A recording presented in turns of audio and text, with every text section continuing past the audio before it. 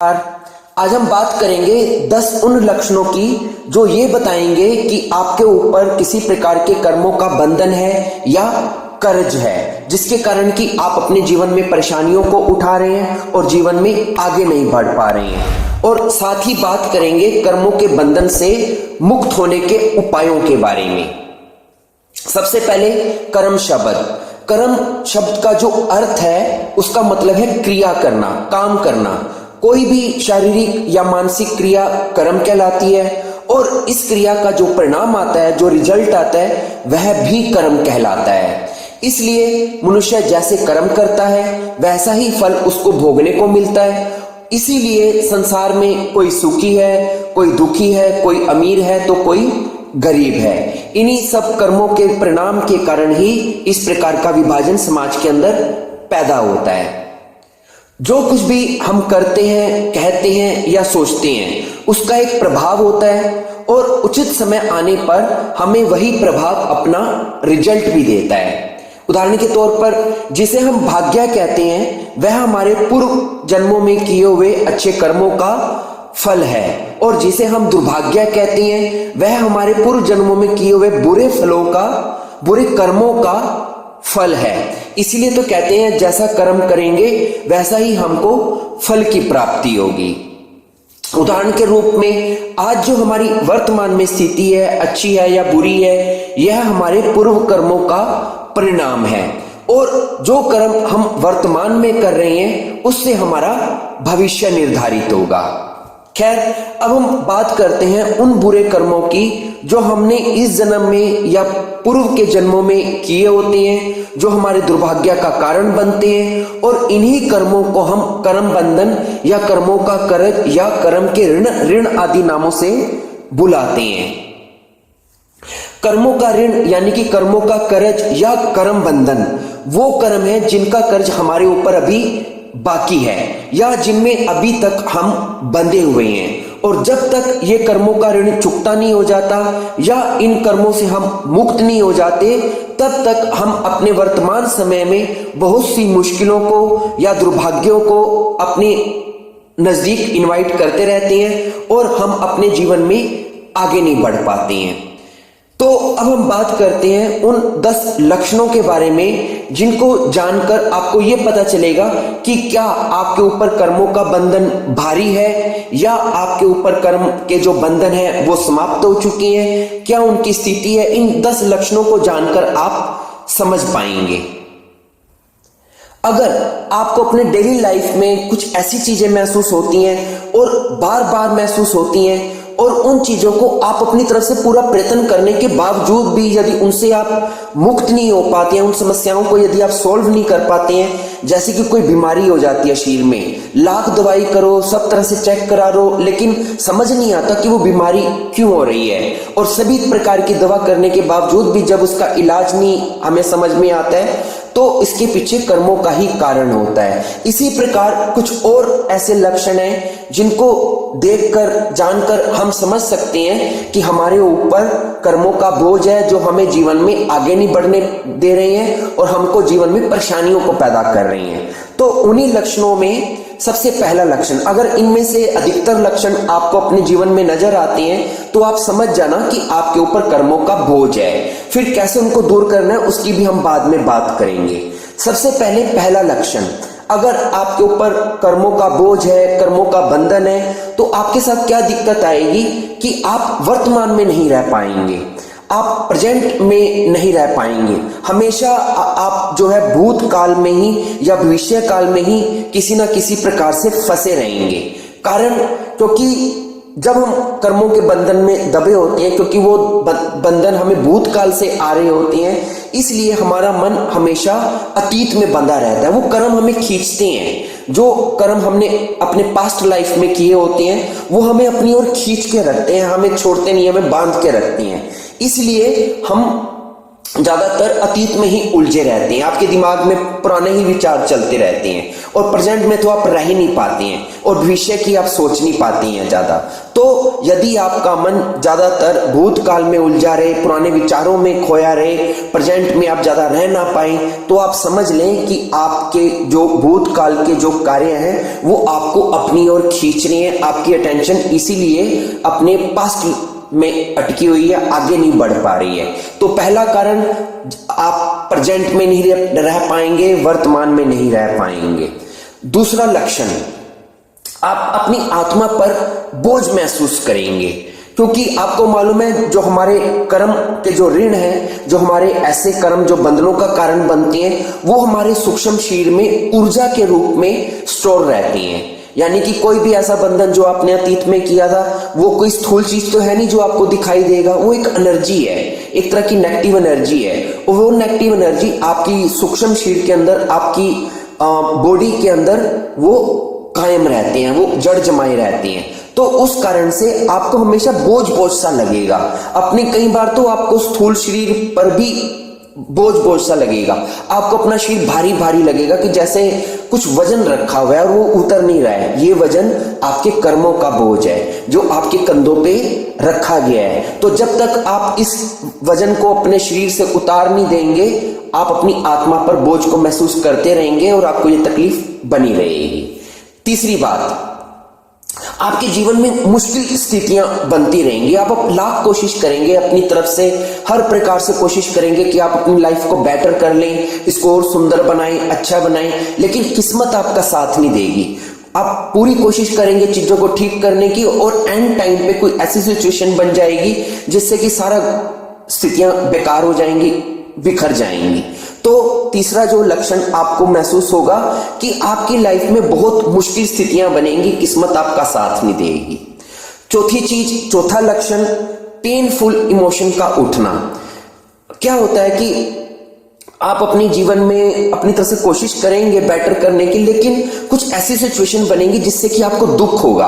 आप किसी के लिए अच्छा करेंगे लेकिन वो आपके लिए बुरा कर देगा, और आप इस कारण से जब आपको दूसरों से, लोगों से, समाज से जब धोखा मिलेगा तो आपके अंदर दुख पैदा होगा, आपके हृदय के अंदर दुख पैदा होगा, आपके अंदर पेनफुल इमोशंस पैदा होंगे। और उसके कारण ये एक तरह की आप पनिशमेंट भी समझ सकते हैं कि जो अतीत में आपने ऐसे कर्म किए थे, हो सकता है आपने अतीत में किसी का दिल दुखाया हो, तो अब साफ बराबर हो रहा है कि वो आपका दिल दुखा रहे हैं, तो इनको आपको झेलना पड़ेगा। अब इनको झेलने का मतलब ही यही है कि आप अपना कर्ज चुका रहे हैं, हिसाब बराबर कर रहे हैं। खैर, पांचवा जो लक्षण जो आता है इस स्थिति में, वो ये कि आपके जीवन में ऐसी स्थितियां बनेंगी जो आपको आत्मविश्लेषण करने पे मजबूर कर देंगी, आपको अपने आप को सोचने पे मजबूर कर देंगी कि मेरे साथ ऐसा क्यों हो रहा है। और ये प्रकृति जानबूझ के ऐसा करती है ताकि आप सोचें, समझें, आत्मविश्लेषण करें कि जो चीजें, जो गलतियां आपने पहले की हैं, अतीत में की हैं, अब आप उनको दोहराएं मत। अब उनको दोहराने की बजाय उनको अपने जीवन से दूर करें। तो जब आपके जीवन में कोई ऐसी स्थितियां बने जो आपको सोचने पे मजबूर कर दें, आत्मविश्लेषण करने पे मजबूर कर दें कि मेरे साथ ऐसा क्यों हो रहा है बार बार, तो आप समझ जाएं कि आपके ऊपर कर्मों का बंधन अपना काम कर रहा है। इसके बाद छठा लक्षण कि आपके जीवन में स्ट्रगल होगा, संघर्ष होगा। आप बहुत मेहनत करेंगे, बहुत अपनी तरफ से जी जान लगा के आगे बढ़ने की कोशिश करेंगे, लेकिन आप अपनी लाइफ में स्ट्रगल से नहीं निकल पाएंगे, संघर्ष में ही अपने आप को झोंक कर रखेंगे। तो यदि आपके जीवन में संघर्ष आ रहा है, स्ट्रगल आ रहा है, आप उससे निकल नहीं पा रहे हैं, तो ये एक लक्षण है कि आपके ऊपर कर्मों का कर्ज है। दूसरी चीज, जो सातवां जो लक्षण है कि आप उस व्यक्ति विशेष से, उस सिचुएशन से अपने आप को मुक्त नहीं कर पा रहे हैं, उससे आप माफी नहीं मांग पा रहे हैं जिसको कि आपने नुकसान पहुंचाया था। आपने देखा ना, जब भी दो व्यक्तियों के बीच में झगड़ा होता है तो वो झगड़ा की टीस तब तक बनी रहती है जब तक दोनों के बीच में कंप्रोमाइज ना हो जाए या कोई तीसरा बंदा आके कंप्रोमाइज ना करा दे। जब कंप्रोमाइज हो जाता है तो बात रफा दफा हो जाती है और वो चीज खत्म हो जाती है। लेकिन आपका कुछ ऐसी अनरिजॉल्व इश्यूज हैं, कुछ ऐसी चीजें हैं जो अभी जिनका भी निपटारा नहीं हुआ है, तो जब तक वो उन चीजों का निपटारा नहीं होगा तब तक वो चीजें लटकती रहेंगी हवा में और आपको पीड़ित करती रहेंगी। तो ऐसे में आपको क्या करना चाहिए कि अगर ऐसी कोई सिचुएशन है, अगर आपको कुछ ऐसा महसूस होता है, तो आपको मान लीजिए इसी जन्म में हो सकता है कोई ऐसी स्थिति हो, कोई व्यक्ति हो जिसको कि आपने हर्ट किया, तो उससे माफी मांगे या उसके साथ जाके कंप्रोमाइज करें, मतलब सिचुएशन को रिजोल्व करें। या कोई ऐसी सिचुएशन है या बंदा अभी आपको नजर नहीं आता है, तो आप प्रार्थना करें अस्तित्व के आगे, परमात्मा के आगे, कि ऐसी कोई भी अगर सिचुएशन है तो मैं माफी मांगता हूं, मुझे माफ किया जाए और इस सिचुएशन से बाहर निकाला जाए। 8वां लक्षण जो ऐसी स्थिति में आता है वो है आपके रिश्तों में कड़वाहट आ जाना, रिश्तों में, रिलेशनशिप में, खासकर क्लोज रिलेशनशिप में मुश्किलें आना। अगर आप पति पत्नी हैं, भाई बहन है, या आप माँ बाप के साथ, मतलब जो भी आपके आसपास जो रिश्ते हैं उनसे आप निभा नहीं पाएंगे, उनके साथ आपको लड़ाई झगड़ा क्लेश दिक्कतें आनी शुरू हो जाएंगी। इसका भी कारण होता है आपके पूर्व जन्मों के कर्मों के बंधन के कारण। 9वां लक्षण, आपको डर लगेगा, किसी भी प्रकार का अतार्किक, मतलब कोई लॉजिक भी नहीं होगा, वो आपको एक मन के कोने में हमेशा डर लगा रहेगा कि कहीं मुझे कोई बीमारी ना लग जाए, कि कहीं मेरी मृत्यु तो नहीं हो जाएगी, कहीं मुझे कोई गलत तो नहीं समझ लेगा, कुछ भी मन में चलता रहेगा और आपको एक अनजाना डर सताता रहेगा। और ऐसा डर क्यों सताता है? उदाहरण के लिए हो सकता है कि आपको पूर्व जन्म में किसी अपने बर्थ में आपने किसी व्यक्ति का कत्ल कर दिया और कत्ल करके उसकी लाश को आपने नदी में फेंक दिया, तो क्या होगा फिर अगले जन्म में या इस जन्म में जब भी आप कभी नदी के पास जाएंगे तो आपको डर लगेगा उस नदी को देखकर। तो या कोई ऐसा व्यक्ति जिसका आपने कत्ल किया था, उसकी शक्ल अगर मिलती, कोई व्यक्ति आप देख लें जिसकी शक्ल उस व्यक्ति से मिलती थी, तो आपको उस व्यक्ति से भी डर लगेगा। ये मैंने सिर्फ एक उदाहरण दिया है। तो इस तरह का कोई डर आपके मन में बैठ सकता है जिससे कि आपको, तो अगर आपको मन में कभी ऐसा कोई डर आए तो एक कारण ये हो सकता है कि कोई अनरिजॉल्व इश्यू है जो आपके पिछले लाइफ से जुड़ा हुआ है। तो अगर डर लगे तो ये एक लक्षण है।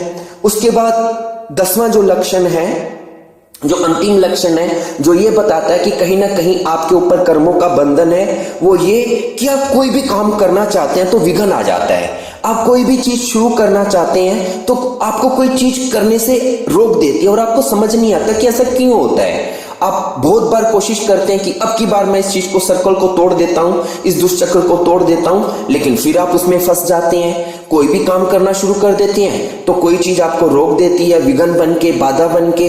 तो इस प्रकार की सिचुएशन होती है। खैर, ये मैंने मोटे मोटे आपको 10 लक्षण बताए हैं। अगर आपके जीवन में भी इन 10 लक्षणों में अधिकतर आपको मिलते हैं तो इसका मतलब आपके ऊपर कर्मों का बंधन भारी है। आपको इन कर्मों के बंधन से अपने आप को निकालना चाहिए। कैसे निकालना चाहिए, उन उपायों की अब हम बात करते हैं। सबसे पहले तो आप अपने आप को भूतकाल से मुक्त करें। मतलब जितना अगर आप पास्ट की सोचेंगे, चाहे किसी भी बात को आप सोचते हैं, उतना आप इन कर्मों को पानी देते रहेंगे। इन कर्मों से मुक्त होने, क्योंकि ये कर्म भूतकाल में हुए ना, पास्ट में हुए हैं, तो आपको क्या करना है, अपने आप को प्रेजेंट में लेके आना है। जितना आप प्रेजेंट में रहेंगे, वर्तमान में रहेंगे, हालांकि मुश्किल होगी, मैंने पहला लक्षण ही यह बताया था कि वर्तमान में ना रह पाना भी एक कारण है कि आप कर्मों के बंधन में, लेकिन आपको कोशिश करनी होगी कि आप वर्तमान में रहें। जितना आप अपने आप को वर्तमान में, जो भी सिचुएशन आपके सामने है, उसमें अपने आप को नियोजित करके रखें और भूतकाल की बातों पे ध्यान मत दें। तो ये पहला उपाय है कि आप अपने आप को भूतकाल के विचारों से, भावनाओं से मुक्त करें। दूसरी बात, कोई भी कर्म करें उसे बिना कर्ता की भावना के करें। ये मत सोचें कि आप डोयर हैं, आप करने वाले हैं, क्योंकि जब आप किसी कर्म को इस भावना से करते हैं कि आप करता हैं, करने वाले हैं, तो आपके अंदर अहंकार आ जाता है और वो कर्म आपके साथ बड़ी तेजी से चिपक जाता है। क्यों? आपको लगता है मैं ही तो करने वाला हूं, तो इसका फिर जो भी रिजल्ट होगा वो आपको भोगना पड़ता है। तो आपको क्या करना है, कोई भी कर्म करें उसे अपने कंधे पर लेकर मत करें, बल्कि परमात्मा के चरणों में उसे न्यौछावर करके फिर करें, यानी कि समर्पण भाव से करें। कोई भी कर्म करें ये सोच के साथ करें, मैं कर्म जरूर कर रहा हूं लेकिन कराने वाला परमात्मा है, तो मैं नहीं कर रहा हूं, परमात्मा करवा रहा है। तो जब आप इस प्रकार से अपने ऊपर से बोझ को उतार देंगे और अपने कर्ता भाव को हटाकर परमात्मा को समर्पित करते हुए कर्म को करेंगे तो उसकी छाप नहीं पड़ेगी, वो उसका फिर असर, नकारात्मक असर आपके ऊपर नहीं आएगा। तो इसलिए किसी भी कर्म को करते हुए कर्ता के भाव का त्याग करें और खुद को ये समझे मैं सिर्फ एक मीडियम हूं और एक माध्यम हूं, करने वाला परमात्मा है। यानी कि कोई भी कर्म करें निष्काम भाव से करें। पर भगवान श्री कृष्ण ने बोला भी है गीता के अंदर कि तुम जो भी कर्म करते हो करो, लेकिन उसे निष्काम भाव से करो, मतलब उसके ऊपर अपनी कोई इच्छाएं, आकांक्षाएं अपने आप को नियोजित करके मत रखें। अपने अंदर से इच्छाएं और मोह वगैरह उस कर्म से जोड़ के मत रखें। ये सोच के करें कि यह कर्म मैं सिर्फ परमात्मा के लिए कर रहा हूं।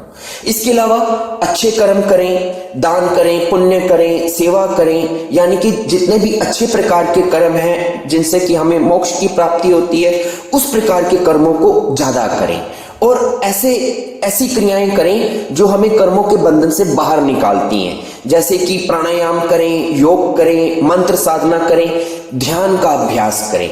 क्योंकि जब आप ध्यान करेंगे, मेडिटेशन करेंगे, मंत्र जाप करेंगे, प्राणायाम करेंगे, योग का अभ्यास करेंगे तो ये सभी चीजें, सभी क्रियाएं व्यक्ति को कर्म के जाल से मुक्त करती हैं। तो इन चीजों का अभ्यास करें और आत्म विश्लेषण करें, निरंतर जागरूक बने रहें और हर क्रिया के प्रति देखते रहें, सोचते रहें कि कहीं आप कुछ गलत तो नहीं कर रहे हैं, किसी का दिल तो नहीं दिखा रहे हैं, कोई कर्मों को बांधने वाला कर्म तो नहीं कर रहे हैं, कोई गलत कर्म तो नहीं कर रहे हैं। इस चीजों का ध्यान रखते हुए, जागरूक रहते हुए हर कर्म को करें और अपने हर अनुभव से सीखें कि जो भी आप क्रिया करें, अगर उसमें आपको जो भी अच्छा या बुरा जब रिजल्ट आता है तो उससे सीख लें, और अगर बुरा रिजल्ट आता है तो उस कर्म को दोबारा मत करें और अच्छा रिजल्ट आता है तो उस कर्म को रिपीट करें। तो ये छोटी छोटी चीजें खासकर मैंने जल्दी में बता दी हैं। बोलने को मैं इनको विस्तार से भी बता सकता था, लेकिन वीडियो बड़ा करने की कोई आवश्यकता नहीं है। आप खुद समझदार हैं, मैंने आपको हिंट्स दिए हैं, आप इन चीजों को अच्छी तरह से समझ सकते हैं कि क्या ध्यान करने का प्रभाव है, क्या प्राणायाम करने का प्रभाव है, मंत्र जाप करने का क्या प्रभाव है। ये सब चीजें हमें कर्मों से बाहर लेके आती हैं। तो अपनी आध्यात्मिक यात्रा को शुरू करें और इन चीजों का अभ्यास करें और अपने आप को कर्मों के बंधन से बाहर निकालें। धन्यवाद।